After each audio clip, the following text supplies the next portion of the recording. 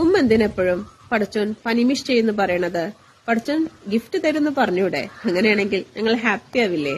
എന്റെ മോൻക്ക് 2 or 3 വയസ്സുള്ളപ്പോ അവൻ ചോദിച്ചൊരു ചോദ്യമാണിത്. ശരിക്കും പറഞ്ഞ പാരന്റ്സ് പലപ്പോഴും ബ്ലെസ്സിങ്സിനെ കുറിച്ച് പറയാറില്ല, എന്നാൽ പനിഷ്മെന്റ്സിനെ കുറിച്ചിട്ട് വാത്തോരാതെ പറയാറുമുണ്ട്. ഈ ഒരു കാര്യം പിന്നീട് പല ആളുകളും വലിയ രീതിക്ക് പ്രസംഗിക്കണമൊക്കെ കേട്ടിട്ടുണ്ടെങ്കിലും ആദ്യമായിട്ട് ഈ ഒരു ചിന്ത എൻ്റെ മനസ്സിലേക്ക് ഉണ്ടാക്കി തന്നത് എൻ്റെ മോൻ തന്നെയാണ്. പടച്ചോൻ ശരിക്കും പറഞ്ഞാൽ നമ്മൾ ലൈഫ് ഒരിക്കലും കോംപ്ലിക്കേറ്റഡ് ആക്കിയിട്ടില്ല.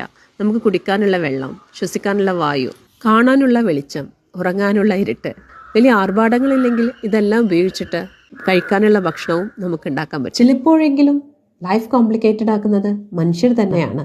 മനുഷ്യർ വായു, വെള്ളം, വെളിച്ചം ഒക്കെ പ്രൊവൈഡ് ചെയ്യുമ്പോൾ അതിന് നല്ല വിലയായിരിക്കും.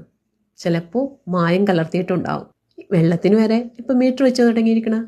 നമുക്ക് എന്ത് തന്നിട്ട് നമ്മളിൽ നിന്ന് കാശുണ്ടാക്കാം എന്ന് ചിന്തിക്കുന്ന മനുഷ്യരുണ്ട്. ഈ ലോകത്തെ ഏറ്റവും വലിയ സമ്പത്ത് മനുഷ്യത്താണെന്നുള്ള ആ ഒരു പാഠം കുട്ടികൾക്ക് കിട്ടിയിരിക്കണം.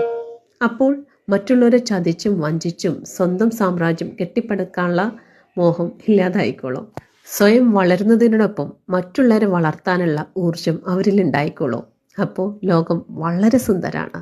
ആ സുന്ദരമായ ലോകത്ത് വളരാനുള്ള ഭാഗ്യം നമ്മുടെ കുഞ്ഞുങ്ങൾക്കുണ്ടായിരിക്കട്ടെ.